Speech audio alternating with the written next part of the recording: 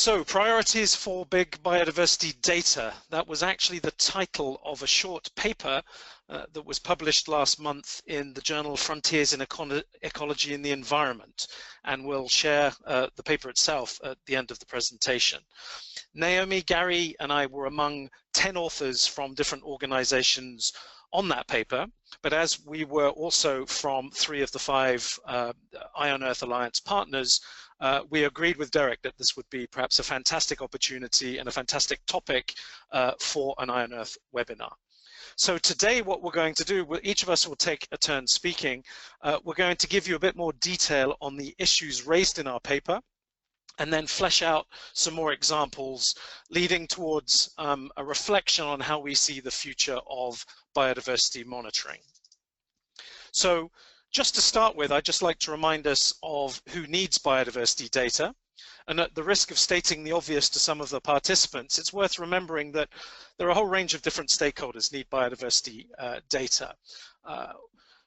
One of the key ones is obviously conservation project managers who need to demonstrate and adapt their projects and measure the changes they bring about in biodiversity.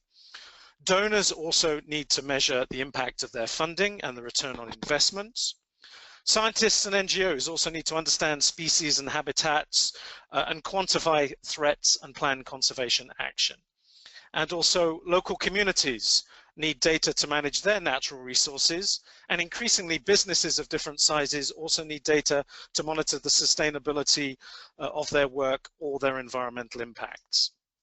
And probably the biggest burden in terms of data needs and data use are on governments, because most governments of the world need data to track delivery of national biodiversity strategies, as well as their contribution to multilateral environment agreements, and of course now the Sustainable Development Goals. But that's only a part of the picture, because governments also have need of biodiversity data for a lot of other sectoral decisions as well. And in a workshop we held around a CBD meeting a few years ago, we got delegates from over 20 African countries to help us piece together a little bit the decisions that require biodiversity data. And as you can see from this list, there are issues around legislation, planning and budgeting across sectors and across boundaries. There's issues around access and benefit sharing and mitigating human impacts and conflicts. So a whole suite of different issues and decisions for which governments require data. But as will be no surprise to many of you on this call, there are a number of ongoing challenges that people come across in accessing biodiversity data. Summarizing just a few of them here, I mean, one of the top line issues is often the lack of methods, tools, and technology. People just do not have the tools that they need to get the data they need. Also, many systems that do exist are not harmonized. And by that, I mean people are doing different things. And the problem here is if people are using different systems and different tools, it gets harder for people to share data, to compare data, and to build common capacity for those common tools. Of course, in many cases, capacity is the ultimate issue, and just not enough resources are being put into biodiversity as a whole, but certainly not into biodiversity monitoring. As a result, there are also many monitoring plans are weak, and many indicators in people's monitoring plans are weak as well. All of that meaning that a lot of reporting using biodiversity data becomes weak. Here, I've just taken one example from the Convention on Biological Diversity. If you look at the 4th national reports that most countries submitted on the left-hand side, the number of reports that had solid data was only about 36% of the total. So a lot of countries that are specifically asked and have commitments to report on biodiversity data are just not having the data they need to make those reports. Now, there are a whole range of gaps that we still find as well in the indicator sets that are out there. And in particular, we're seeing that there aren't enough measures at the moment of threats and drivers behind biodiversity loss. That's particularly important. There was a recent study that looked at mammal conservation recovery programs, showed very clearly that programs were more likely to have conservation success if the projects were both monitoring and addressing threats to species. Also, with the last CBD's Global Biodiversity Outlook stating that 70% of current biodiversity loss is caused by agriculture, clearly we need to be measuring and monitoring more accurately as well the drivers behind agricultural impacts on biodiversity. Now, if we also look at the existing data that we have, there are gaps, which is to be expected given the challenges we have with the capacity issues. But many of the global databases that are in place have geographic, taxonomic, and temporal data gaps. And the example I just want to show you here is the Living Planet Index, largely because this is a database that has been more analyzed than most. And this is a database run by ZSL and WWF that has data, population trend data for thousands of vertebrate species. But if you look at a mapping of where those data were, there are some clear gaps. And many of those gaps are in places that have most of the species. That's many of the tropical rainforests, and of course, many of our oceans as well. A more recent study looking at the Living Planet Index also looked at the taxonomic gaps. And if you see here, what we're seeing is that it's among the vertebrates, there is definitely more data on mammals and birds, but the biggest gaps occur for fish, reptiles, and amphibians, especially those in the tropics. But data gaps don't only occur in the tropics. The State of Nature report was released last year in the UK, looking at trends in species in the UK. And even in a country where there are plenty of environmental NGOs and lots of local interest in nature, this report was only able to get species trend data for 6.5% of species in the United Kingdom. And in this case, the main taxonomic gaps were around things like fungi, invertebrates, and marine species. However, one thing I would point out here is that even with an incomplete data set, a large number of analyses and conclusions were completed. And indeed, they managed to produce this map showing the biodiversity intactness index across the UK. Okay, so the challenges are not just getting data, but it's what you do when you have the data. A number of people still struggle to get access to the data that exists in various databases. And again, that's for a range of different capacity issues, cost issues. Some people don't have the expertise to be able to either access or then use that data. Another big problem we see is that a lot of the data that is then accessed is not in a format of any use to decision makers.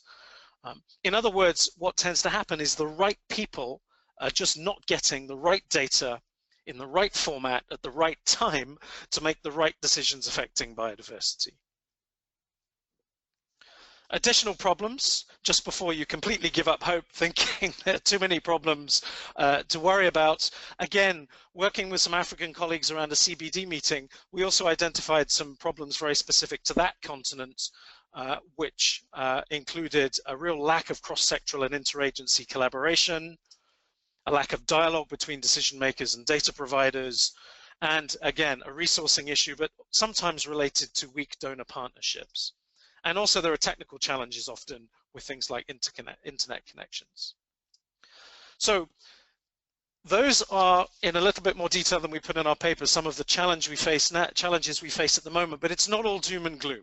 And I think what we now want to spend the rest of this presentation on is really looking at some of the solutions that are being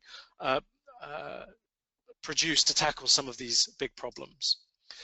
One of the contributions that IUCN has recently made to solving these problems is the establishment of the new Species Monitoring Specialist Group. This group aims to enhance biodiversity conservation by improving the availability and use of data on species, their habitats and threats. And we are working together to deliver a goal we have around making sure more decisions are being informed by proper data. Now, I won't here bore you with all the objectives of this particular group. You can look that up on our website.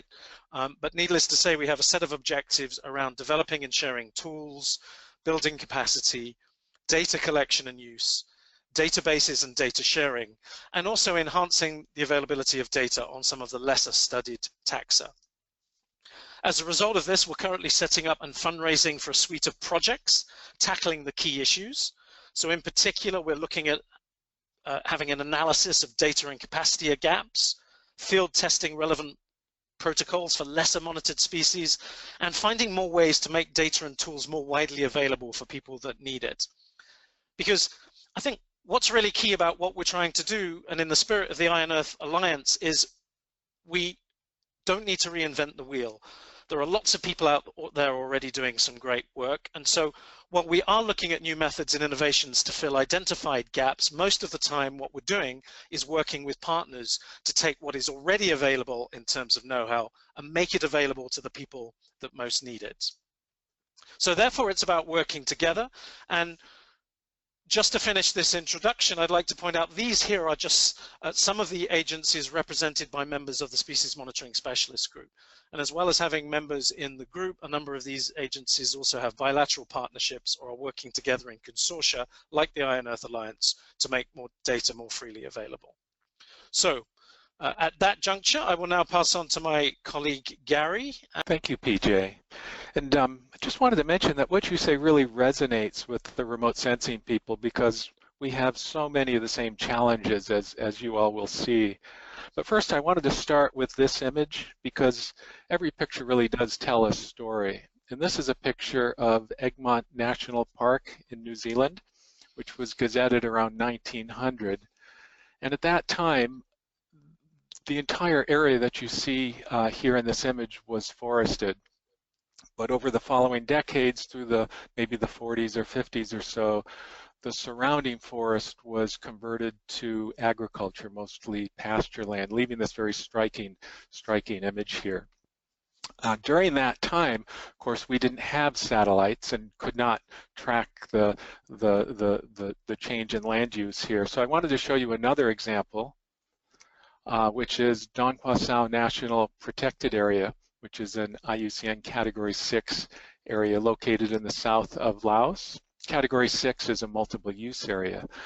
You can see the park boundary here, and towards the top in this area here, you can see sort of a dark area. That is the southern end of the Bolivan Plateau, and this part that's in the park is quite forested, heavily forested in this image from 1973. And if we zoom in on that, we can see the park boundary with more or less intact forest on the inside, and then the lighter green area on the outside is agricultural areas. And way up here in the corner, you can see the edge of a small city where those people are doing the agriculture in the surrounding area. What's interesting, if we look at a time series of images, we see that in 1989, we can see that some of the agriculture, mostly coffee, has now moved inside the park. Moving ahead, we see the frontier of that incursion jumps further onto the plateau, and then by 2008, basically the whole plateau is now covered in coffee. So it's an interesting sequence here. Now the reason we know this, we can't tell exactly what's going on just by looking at the images. We need people on the ground who are confirming that this is coffee and that explain really what's going on in the ground there. So what can remote sensing do for you? Well, obviously it can tell you how habitats are changing, the condition of the habitat, whether it's fragmented or degrading, or in these examples being converted to agriculture. Creating maps of land cover and indicating the different types of vegetation cover and different uses of the land is a very big application of these images. Also, it helps to identify drivers of change, roads, for example, which provide pathways for hunting and logging into otherwise untouched areas, and population centers like we saw in that image of Lao, which can be a source of additional agriculture and so forth. But it allows us, as we've just seen in the Don Quasao case, it allows us to monitor the change, and in some cases to actually predict what might happen in the future. Now, another thing that we couldn't see in these images is that there's all kinds of environmental information as well, such as temperature and precipitation and topography that's also derived from satellite remote sensing. And that information, plus land cover and some other things, is very useful for what we call species distribution modeling that I'll talk about in a moment. Now, the thing with satellite remote sensing is it works by inference. We're using observations from space to infer what is happening on the ground by correlating these satellite images with in situ data. So to make good use of the satellite images, we have to have in situ data and good ground knowledge, because that's where real life is occurring. So sometimes people ask, well, then why should we bother with satellites? And it's a good question, but the answer is because the in situ data and the satellite images are just wonderfully complementary. As PJ mentioned, the in situ data tends to be, there's some drawbacks there. It tends to be local because it's collected by thousands of people and organizations globally. It tends to be somewhat patchy in space and time. On the other hand, the satellite images are global. They're continuous and they're periodic, maybe every 5 to 10 days. They're perhaps a little bit more standardized because there are fewer sources of this information. And yeah, I like to say, you know, collecting in situ data is really hard. You're out there, you're getting bitten by mosquitoes and snakes, you're squeezing frogs, and you're up to your neck in mud and so forth. For satellite data, somebody else is doing all the work, and they're paying for the massive infrastructure. But the downside there, which is a very important point, is that it tends to be quite hard to use. But overall, we have the direct and actual information on the in situ side and indirect and inferred information by satellites, so the two are very complementary. Another point to make, though, is that these are two rather different communities, and that causes some challenges in terms of the interaction between these communities so that we can extract the full value from both sources of data. But that actually is a good indicator where collaboration can be valuable. So I wanted to give you another example application of remote sensing that I mentioned, which is species distribution modeling. Basically, we might ask, where do species live? And that's similar to the question of where are the environmental conditions suitable for them to live? Now, environment isn't the only thing that controls species distribution, but it's a major factor. And so in species distribution modeling, there are really 3 steps to that. We look at where a species has actually been observed, specific observations, and there are a variety of ways to do that, but one really wonderful source is the Global Biodiversity Information Facility, which has literally hundreds of millions of observations online that we can use to do this modeling. So with those in hand, we can then correlate those observations with biologically relevant information that we get from satellite data. Like I mentioned, temperature and rainfall, topography, and one of the key ones is land cover as well. And with that correlation, we can actually develop a model that describes the potential distribution of a species. And so we're basically inferring a distribution by combining these 2 sources of data. But to do that, we have to have very good in situ data. And I wanted to give you an example. It's a very simple one of an invasive species in southeastern Australia, where sambar deer were introduced from India, where it's native, around 1860. And somebody has done this species distribution modeling where they've looked at the observations and they've combined it with environmental information and land cover and so forth from satellites. And they've come up with this predicted distribution map here. They call it a habitat suitability index, where the red and orange and yellow areas are the areas most suitable and most likely to find these non-native sambar deer. And if we compare that to actual observations, by the way, not the ones we use to create the model, we see that there's really good correlation, that the yellow areas are where most of these sightings have occurred. One use for this is if you're a land manager concerned about invasive species. These deer, they don't have predators here, they eat a lot of vegetation and cause some problems, is that if we can create a potential range map where, in this case, the sort of yellow area here is the occupied range where it's now found, but the green areas are those areas where the species has not yet moved into. So if you're a park manager concerned about your park or other type of land manager, that's good information to know so you can watch out for this species and then take some management steps to control it. I wanted to show this slide again that PJ showed, just to reiterate what he said, which is we really need more in situ data because, and from a remote sensing standpoint, this helps us make much better use of the remote sensing data and extract the full value from it. Well, before I pass it on to Naomi, I wanted to just talk about the importance of continuity here from the observation system where the observations are made, that could be in situ or remotely sensed. The data then stored in a data system and then passed on to a user through various kinds of tools.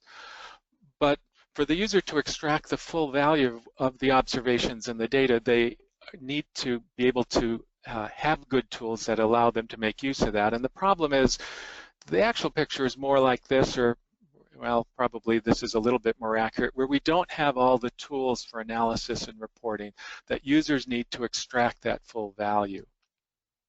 So this is a gap that we really need to bridge. And we can do that through capacity building, where the users become better able to use the observations and data. But actually, I think, why don't we just make those data easier to use by providing better tools for analysis and reporting? And this is particularly true for remote sensing data, which traditionally have been hard to use. So with that, then, I think that I'll pass this on to Naomi. Okay, thank you very much, Gary. So let me just move to slideshow. There we go. Okay, so I'm just going to build a little bit on what Gary's just spoken about and talk about really how we can focus on how we can ensure that the data we're generating can be and are used in decision making. So PJ already talked a little bit about the various user groups. But I think the point I'm trying to make with this is that if we look at those user groups, they have very different needs, and they have big issues around the discoverability of the data. Can they get what they need? And do they even know it exists? The accessibility of that data, can they get access to it? Is it in the right language? Is it in the right format?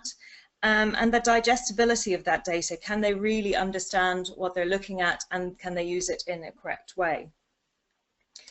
And I don't expect you to see the detail on this slide, but I'm really trying to make the point here that the biodiversity data landscape is really complex. There are a huge number of different data sets, different data systems out there, and it's understandable that users get very confused about the terms of use of the data, the currency, the scale, the scope, all of these things.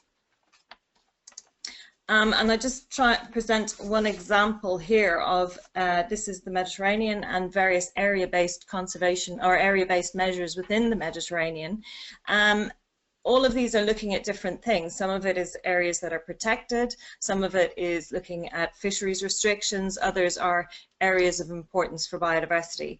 And it's really important that the user understands what they're looking at, so they can use the data that's most appropriate to the decision they're trying to make.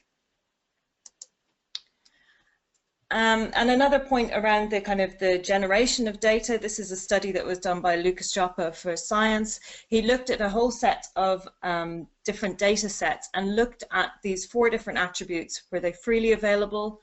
Are they up to date? Are they repeated? And the spatial resolution. And if you look in the center here, you'll see only 13% of the data sets they looked at had all of these 4 characteristics. So it's really critical that people understand what they're looking at. And indeed, the compilation of those data sets can be really complex. It may come from multiple overlapping sources. So here we have an example of data collected to report on the indicator 19 for the CBD, this Convention on Biological Diversity Strategic Plan, and you'll see that the data is collected from multiple sources. This data is managed in multiple ways, and then it is brought together through the partnership and GBIF into an indicator. So it's really critical that people maintain metadata, which is information about the data. It's the supporting documentation that explains exactly how the data has been collected, from what sources, and this can really help users so they're not making assumptions around the data. PJ talked about gaps in the data set, but just to expand on that a little bit, to also think about the bias in the data set. So here you'll see the similar points. We need to consider bias in data sampling: taxonomic bias, seasonality, temporality, accessibility, resolution. And here's an example of the, sorry, my circle's moved across, but you can see the abundance of records that are in the near shore here, which much less as you move out to sea. So it's just to show that, you know, just because there is no data doesn't mean that thing isn't there. It's just that nobody has sampled it. And just dwelling on this issue of metadata and publishing data, we need to get much better at publishing our data so that it is peer reviewed. We get better at publishing the metadata associated with the data sets so that people clearly understand how the data has been compiled. And again, there's a lot of detail on this slide. I don't expect you to look at it, but just to make the point that when you are considering developing a knowledge product or a data set, look at both the science implications and the policy drivers behind it, and make sure that the users are engaged throughout the process, right through from the identification of what the targets, through to the development of the planning, the fitness for use, and the metrics and the generation. I'm just going to talk through one example that we maintain here at UN Environment's World Conservation Monitoring Centre, and that's the Protected Planet. Protected Planet is an initiative that's the joint project of UN Environment and IUCN, managed here at WCMC, and it is all around the delivery of one data set, the World Database on Protected Areas. But we realise that just producing a data set isn't enough. We do generate, it's a simple data set, but we also need to consider the connections, the communications with our key target audiences. We need to think of that data set in the context of the analysis. What are the analytical tools? How can we use that data to track progress in achieving conservation targets? And of course, how can we use that data to inspire solutions and change and ensure that it's being used for biodiversity conservation in the right way? So just a little bit on the database is complex because it's been maintained in some format or other since 1959. More recently, it became a spatial data set. So we have spatial information, polygons for sites, in some cases points. We have attribute information that we store in a table, and for every site we maintain source information. So where did that individual record come from and when? All of this is spelt out in our user manual, which you can get online, that provides information both for the data users, but also for the data providers. We have some tips for users of the data in terms of errors they may make in analyses. And we also outline all of the standards, processes, and workflows we go through in maintaining that database. And we found that the feedback since we launched this user manual has been hugely positive because it really helps people understand what they're looking at and not make assumptions around that data. Another key point about the World Database on Protected Areas is that it is updated every month. This is a constantly changing data set, and the currency of the data set is really critical. We work with all of our data providers to try and update every 5 years. Over the last 12 months, we've updated 80% of sites, but overall, we've got nearly 235,000 sites in the overall database. So it's a huge database to maintain, and it's a constant effort. And this is where the critical partnership with the data providers come in. And this is why we have the user manual. We have very clear standards for our data providers, and we have 586 sources altogether, mostly coming from national agencies and NGOs, but also from regional partners and some international organizations. And it's really important that the users, the data providers, are comfortable with how their information is being used and maintained within the data set.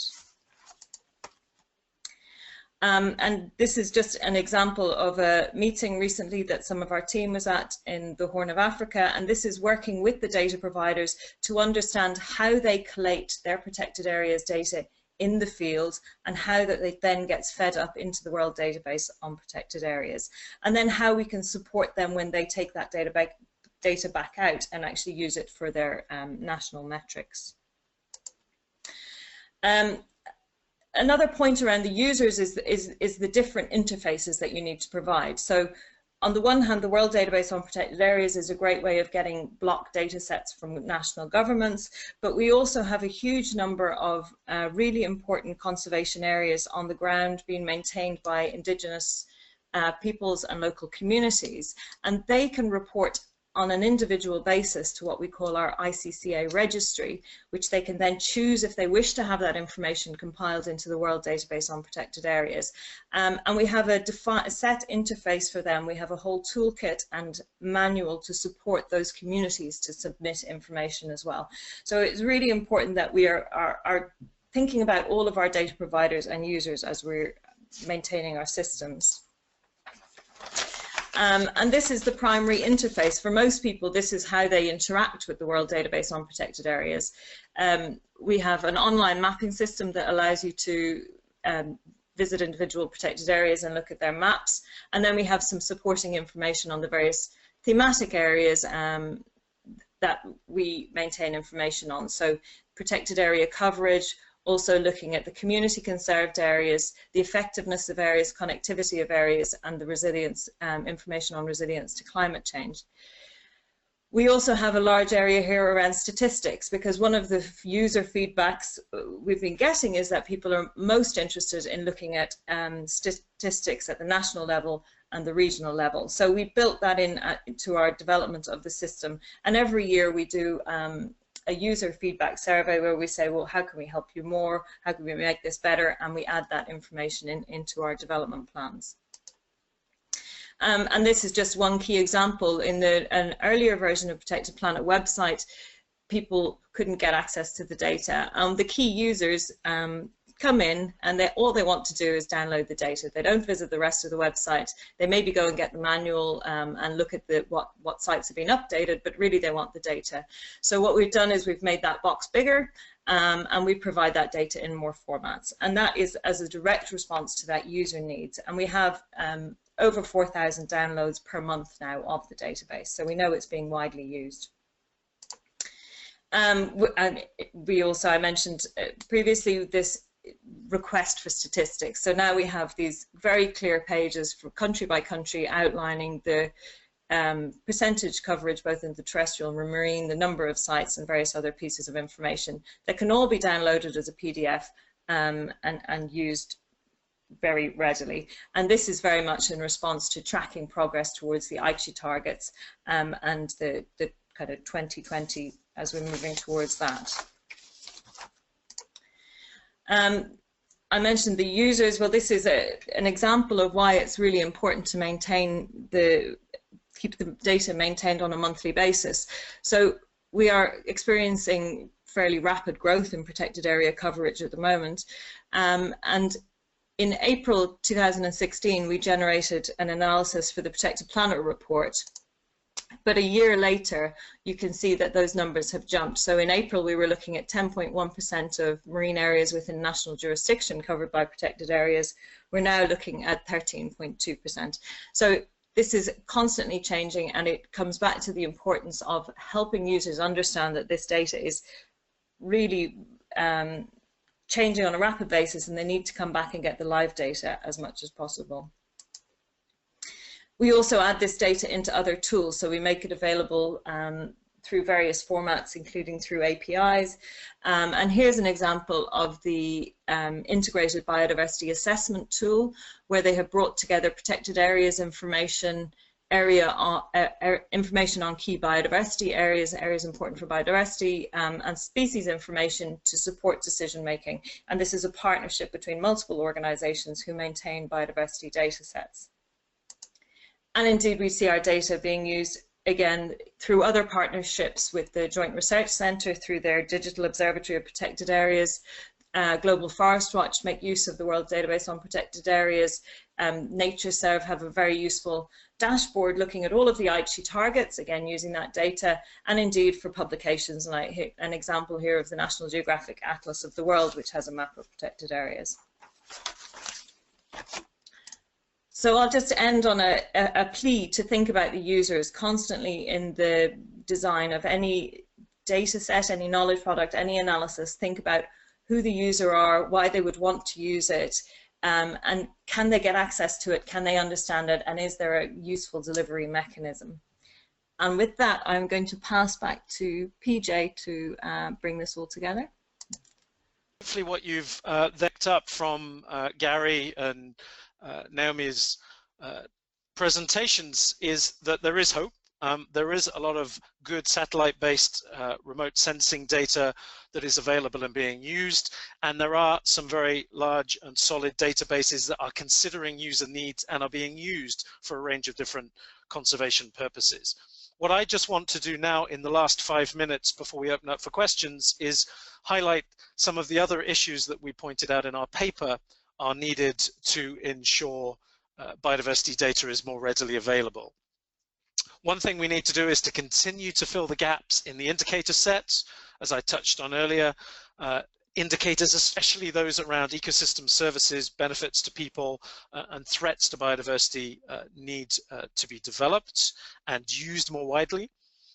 We also need to continue this drive to enhance and standardize data collection and sharing. Now, we already heard some examples of where that is happening. Also, probably some of the open access to data was started by the likes of NASA when they made their Landsat images available, and more data is becoming available. Now, I often tell people that monitoring should be as simple as possible. It's not rocket science, but in fact, clearly it is rocket science if NASA is the one collecting a lot of the data and we had to put satellites in space to start with. But the beauty is now is that not only is the data more readily available, but a number of initiatives like Global Forest Watch, like Global Forest Change, are taking that data and making it available in a format that people can use more readily. That is just habitat, terrestrial habitat data. I'd just like to flag the fact there are also a number of other initiatives making conservation evidence and data more widely available as well. But ultimately, and this obviously relates to the title of this presentation, one of our big concerns is you can't do everything from space alone. Even in 2017, we need more people on the ground getting data on the ground. And luckily, technology is advancing rapidly, and we're seeing that there are a whole range of different technologies now available for use on site, whether it's camera traps or acoustic recorders or drones, which is helping people get more data on site. What we also need are the use of standard monitoring protocols. Now, this is about harmonization. If we use the same tools, we'll more easily be able to share and compare data. And here I've just put a selection on the screen of the sorts of tools that can be used across different locations by different users. Also, ultimately, as we've heard, one of the priorities is we need to properly store and share the data. And touching on what Naomi said, we need to work a lot to make sure that we're considering user needs and making the existing databases more interoperable. But we also need to really push efforts to convert data into formats of use to decision makers. What we found, and I'm citing here some work I did when I was at WWF, but what we found is when data is put into things like dashboards or tailored reports, decision makers are more likely then to digest it and act on it. Another issue we have is that although there are a number of existing databases out there, most of them, whether it's Protected Planets, the IUCN Red List of Threatened Species, or the Living Planet Index, most of them are underfunded. And so one of our pleas, if you like, as well, is to try and ensure that we don't keep seeing a proliferation of measures and platforms. We try and build on what we have and only build new technology where there is an identified end user need. Last but not least, people talk a lot these days about citizen science. We quote in our paper eBird because there's a huge number of observations collected by members of the public going in there every month. But obviously now the proliferation of apps and mobile devices around the world also means there's a lot more potential to exploit citizen science. And what's also been shown is that if you involve more local stakeholders in the collection of data, then that data is more likely to be used in decision making and used more rapidly. And last but really not least, and the point I'm always strongest on, if we are going to get anywhere, there needs to be a concerted effort by the conservation community to build the right enabling environment, especially in countries with most of the biodiversity. We need to rally together to build national capacity to increase resourcing for in situ data collection. We also need to develop capacity and tools so that people can develop their own derived products and interpret data for decision makers. And we need to make sure throughout this process that the scientists and the policymakers are talking to each other. Now, if you read the scientific literature, there's a lot of discussion of science, policy interfaces, and boundary organizations. But what it basically means is more of the stakeholders need to talk to each other. More of the people collecting the data, whether it's in situ or remote sensing, need to talk more with the people that are actually using the data in order to come up with the products that will ensure the data are used. So there you go. Hopefully we haven't overwhelmed you too much in this brief presentation. We crammed a lot in. There is a lot to be done, clearly. Many people are quite daunted by the challenge, but I hope we've shown that it doesn't have to be a daunting situation. Much of the satellite-based remote sensing data are now freely available in formats of use, and as we've seen as well, technology is increasingly available to get data on the ground. But I think, again, I would just underline more than anything that even in the 21st century, we need now more people on the ground in key sites, such as protected areas, such as key biodiversity areas, to count animals and plants and assess the threats facing them in order to ground truth the data that we can get from space. In order to do that, we need a concerted effort by the conservation community to work together to help build capacity for data collection, sharing and use in the countries with most of the biodiversity. Methods don't have to be expensive. Often it's literally just training that's needed to get people going. And when we do finally have more trained people on the ground, we will be able to produce more of the data we need to improve environmental decision making and then ultimately enhance the impact of conservation action.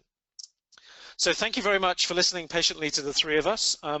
We appreciate there's not lots of time for questions, but we are open to receiving emails and feel free to get in touch if you have anything else to ask us you aren't able to do now. So thank you. Back to you, Derek. So now I invite Dr. Frederick Launay, Senior Advisor at the Environment Agency Abu Dhabi and the Director General of the Mohammed bin Zayed Species Conservation Fund to respond to our speakers on behalf of the Eye on Earth Alliance. So thank you very much to the presenter, to the three presenters, for a very entertaining and informative presentation on a very complex and apparently daunting challenge of data for species monitoring and conservation. I mean, this is something that was really at the core of the formation of the Eye on Earth movement in 1992 when the Abu Dhabi government decided to launch the Abu Dhabi Global Environmental Data Initiative. This challenge, especially for developing countries, of accessing and obtaining data on biodiversity as well as looking at ways to use it. And it's still very much a topic, as you've seen in the presentation, which is of actuality. So the three speakers have shown the challenges and issues, the proposed tools, certain solutions that could be implemented, as well as an example of database and the way they are potentially being used by the wide community of practitioner and user. From my place as both working in an environment agency, which is a government agency, which is responsible for a lot of the reporting, as well as the director of the Mohammed bin Zayed Species Conservation, who is a donor in species conservation, The main thing we've been noticed, and I'll try to be very brief, and because it's already been mentioned by the various speaker, is one of the key challenges we face is the increasingly low number of people who are knowledgeable about species in the field and who are able to actually do this ground truthing validation of species monitoring. And that's really critical. It's increasingly difficult to find people who are trained and able to perform this task. The second thing, from a decision maker and policy maker, we've got a challenge of speed and time frame. Very often species monitoring, species data are very long to collect, very hard to collect, and it takes a lot of time to actually analyze in a form which is relevant for decision maker. So the speed at which the data are collected and make their way to a form and a format that are useful for policymaker is very, very important. One thing which is also increasingly important is actually probably not to try to go too far in analyzing and assessing data for policymaker or users. There are as many use and needs that there are species nearly, so it's infinite. So it's absolutely impossible to try to predetermine what a policymaker or for end user would need data for, or even which set of data it will be needed. But what is critical is to have access, increasing the accessibility of raw data and metadata set.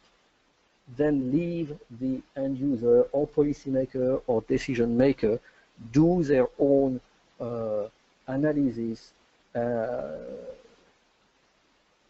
in a more adequate way, trying to foresee what policymaker will require or are requiring is extremely difficult. It's nearly impossible task. And finally, I would like to say that we tend to look at data very much from our own sector. The conservation work and the conservation people will look at data gathered and analyzed within the conservation community. We very rarely look outside our community to look for data from the industry, from the user group, from a different perspective, development agencies. And these are data which are there, collected in a different way, in a different form, but are also very much useful if they are placed in a different context. So cross-sectoral data integration is also very, very important. So I don't want to take more time. I would again would like to, on behalf of the Eye on Earth community and all the people who have been listening to the talk, thank our three speakers, and I will hand over now back to Derek. We have many, many questions. The first questions came from a regular attendee of our webinars, Dr. Ahmed Madavi from the University of Tehran. About overlapping maps. Some years ago, there was some kind of overlapping maps from EPA about the hot toxic spots on endangered threatened species. I mean, how the maps are overlap on each other. Are these type of maps developed to see real, and especially for the protected areas, to see how much the toxic, pollution are affected on the endangered or threatened species. This is especially that it was mentioned about that also 70% of the loss is due to the agriculture. That's another thing, I think. But so about the map, are these type of maps developed? It was a mapping question. I was going to put it to Naomi. Okay, I'm not sure I can respond actually, but because I'm not aware of the data sets you're referring to on mapping toxins, but theoretically we could quite, I would imagine quite readily take the protected areas data that we have, and if there is a spatial map available, overlap the two. And actually, what I'll ask is to get your email address, because what I'll do is I'll talk to some of my colleagues who are in the process of doing a lot of work looking at mapping pressures and threats to biodiversity globally, with the hopes of ultimately building, making those maps available readily online. So if I could get an email address, what I'll do is I'll set you up with one of my colleagues who'll be able to respond to that query more quickly. But in theory, yes, that's absolutely possible if we had the data, but I am not aware of it being done recently, and it's a really interesting point. Thank you. Thanks a lot, Naomi. There's a question from Salima Mahmoudadou. Salima, if you wanted to put your question, I think you have a couple of questions there. Would you like to put your question to the speakers, please? Perfect. Thank you so much for this great presentation. I have a couple of questions regarding some of the origin of the data and whether or not it was standard across different countries. So one, are your data mostly global or national? And if they're global, what's the process of getting them validated at the national level? Because I work with the Global Forest Watch, and that's sometimes what we find being the most difficult, because we work so much at the global level, but sometimes it takes a lot more efforts to get them validated at the national level. And Gary, what are some of the remote sensing tools that you use, and how do you work with governments or country personnel to get them trained, or even to understand these technologies because of access to internet, access to these technology, or simply the understanding of these technologies? And my last question, sorry, is regarding standard surveys for biodiversity. Are these surveys, is there a standard survey or data collection available in each country, or is Protected Planet providing a survey that whoever is interested in collecting the data could follow? Thank you. Shall I take the question on I can respond in terms of the data collection for Protected Planet, perhaps, in terms of whether the data is getting global data validated. The mechanism for collation of Protected Planet is that the data comes from national governments. It's primarily information on protected area coverage, and it is reported through various kind of international mandates from governments to us. So actually it is national level. It's national level data that's aggregated at the global level. And I think that's quite an important point, so that we're not developing data, we don't change the data. It comes from the national governments or other national agencies that are collecting it, or other partners within country, and then is aggregated up at the national level. I mean, in terms of the species data, maybe PJ can respond, but it really depends on the country. In terms of protected areas data and species data, every country collects their information differently. And so you really have to, this is why it's critically important to maintain the source information, so you understand where that data has come from, you maintain the metadata so you understand how it's being compiled. It's really critical to look back through that stuff and not just take a global data set at face value and use it. But PJ, do you want to respond in relation to the standardized surveys for biodiversity? Well, essentially, of course, it depends on which database you're talking about, but that was one of the issues we tried to get across today, was the fact that unless people in different countries are starting to use harmonized methods, then this does become an absolute nightmare when it comes to collating it. But I think it's fair to say that certainly with IUCN and the red list, we make every effort to make sure that data is coming nationally, or is always the priority. I think we've realized that from the start, but there does have to be a huge amount of effort to harmonize systems. Otherwise, it does become incredibly difficult to validate and compare. And I don't know, I think, is Gary gone now? Because I think he might have had something to say on both harmonizing data and the tools he used. Gary, you still there? I am still here, yeah, thank you. And thank you for that question, or those questions, Salima. I think one of the questions was regarded training and tools.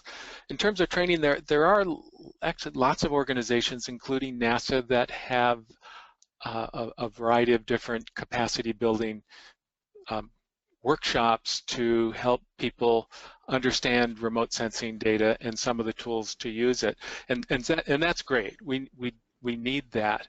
But I'm still a firm believer that, you know, let's also at the same time make the tools easier to use. When people get trained, what I hear from the people who do this is that only around half of them ever use remote sensing data again.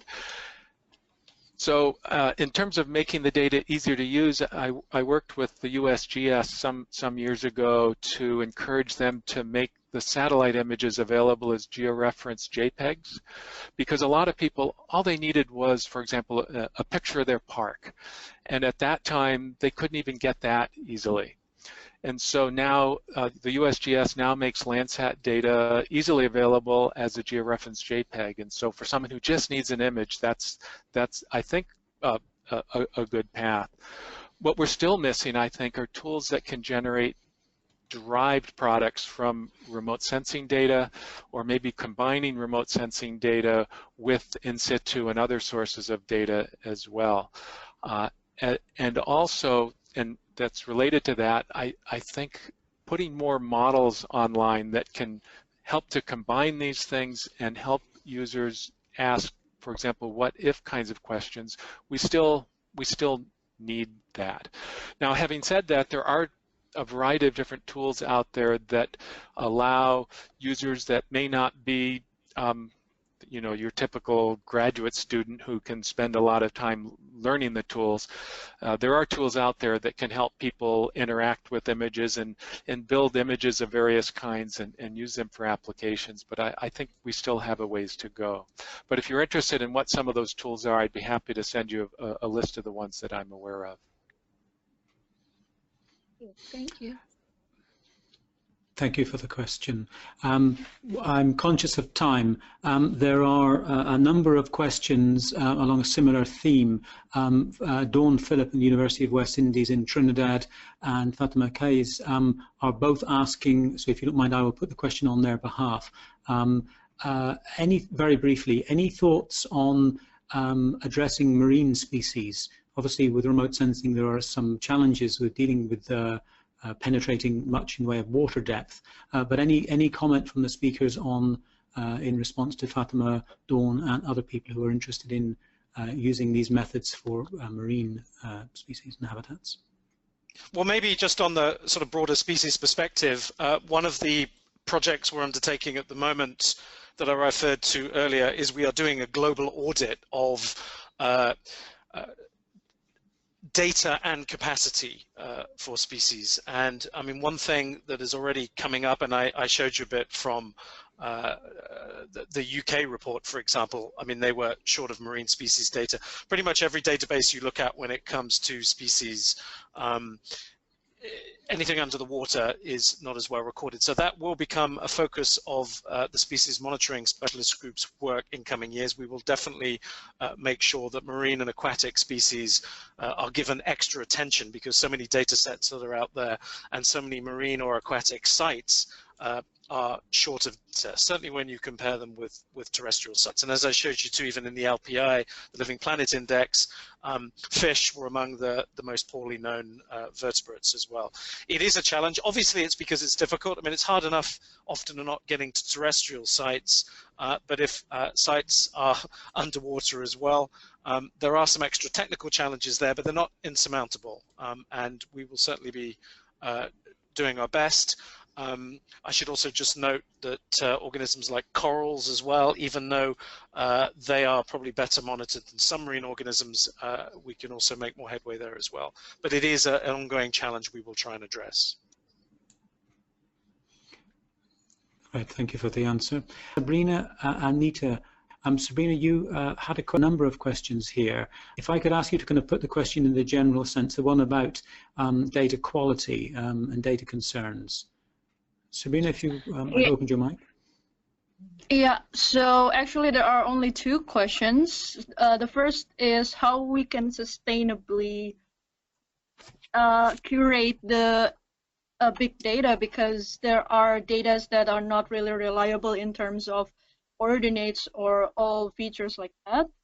And the second one is how can we promote people to share the availability of the data, because there are actually many biodiversity assessment in the tropics where the data gaps are, but they are not willing to share it because of copyright or privacy reason, and there are not any published data also on that.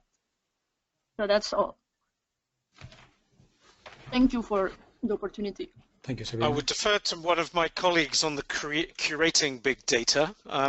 Is this protected planet? Is that a good example of how you iron out some of the quality issues, Naomi, perhaps?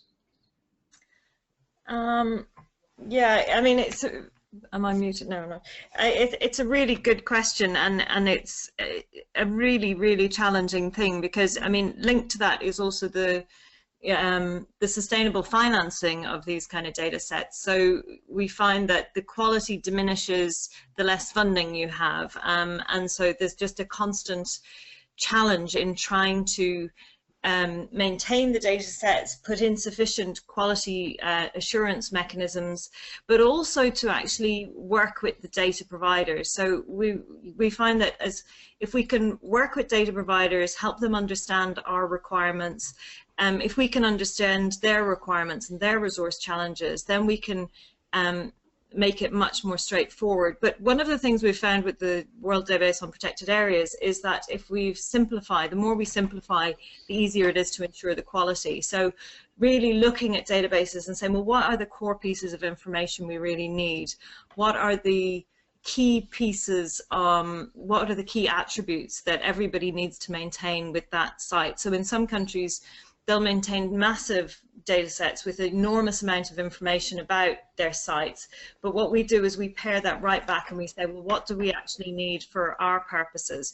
And the more you simplify, the more straightforward, the more you standardize, the easier it is to maintain the quality. In terms of the currency, that's really, again, very challenging, because in some cases, data is being updated on a very regular basis. In other places, you can look at you know, a data set, for example, the global data set of mountains is 10 years old, but that's okay because that mountains haven't moved very much. So, you know, there's some things don't change, but the things that do change, you need to be really on that and constantly improving it.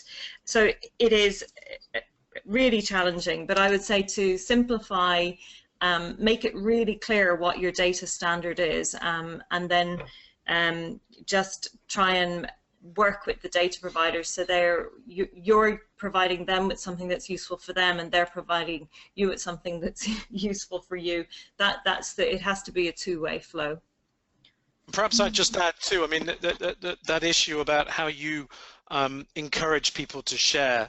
I mean, there are several papers looking at all the different motivations about why people aren't so keen to share, and I still meet some scientists that just say, you know, I don't want my life's work just to be incorporated in some big database, and maybe I'll have my name somewhere on an 80-authored paper. There is some of that still going on. I think the sort of solutions we need to look at, we do need, as Naomi was saying earlier, to find more ways of publishing data to make it citable. I mean, one thing IUCN did with the red list, for example, was to turn red list assessments into documents in space and time, if you like. They used to be just on a website, but now you can download PDFs. Each one is given a DOI number, so a digital object identifier, I think, is that the right acronym? But so now that authors of those red list assessments and data within them can get some credit, which wasn't always the case in that particular situation. So I think we have to be a bit imaginative in this, and not imagine that everybody is going to be happy to hand over their data without some sort of acknowledgement, but I think we are getting better at that. Thank you for the question and the answer. We do have still on the call someone who is managing or facilitating access to one of the largest collections of biodiversity records that I'm aware of, which is GBIF.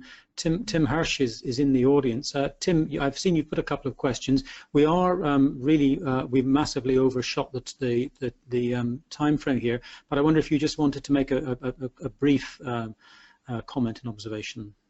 Your mic is open, Tim.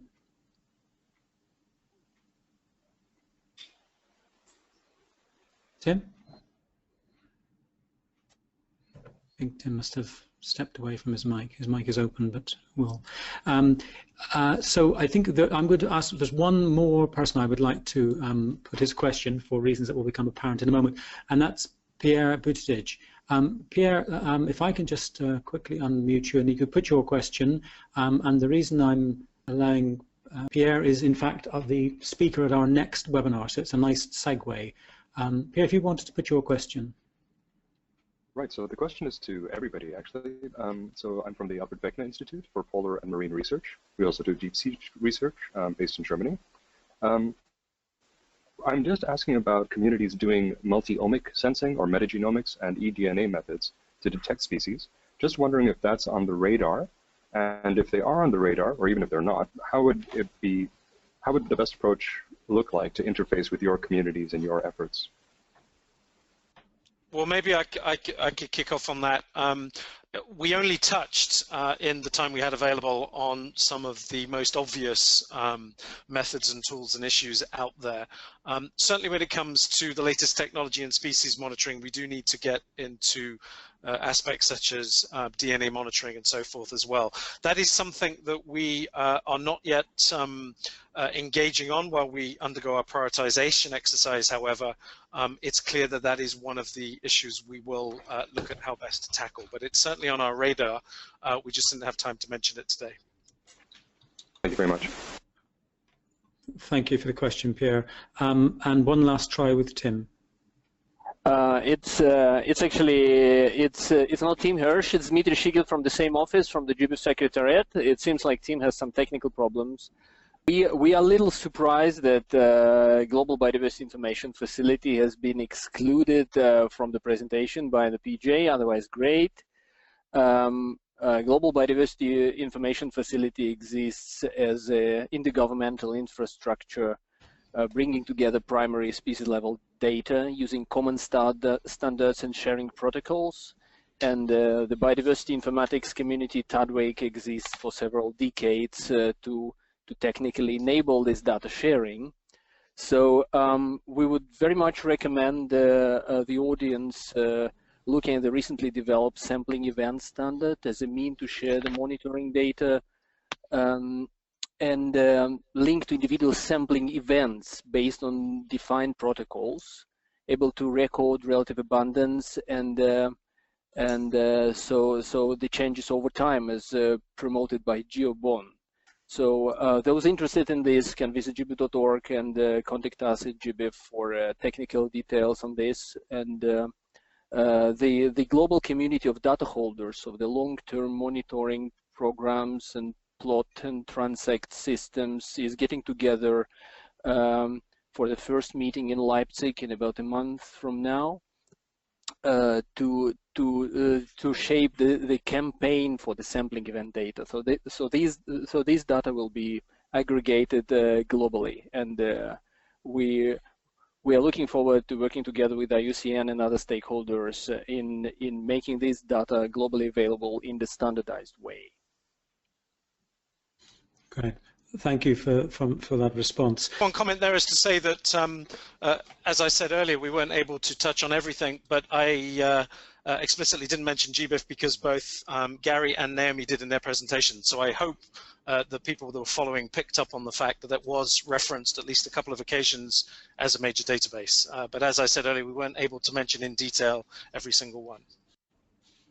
Thank you. I'll bring it to a close at this point. There are still plenty of questions in the queue, and I apologise to those who didn't get a chance to put the questions. But as I said, they are logged, and I will pass them to our speakers. It's been a fantastic webinar. Thank you so much, everyone, for joining. Webinars are what we as a community make them.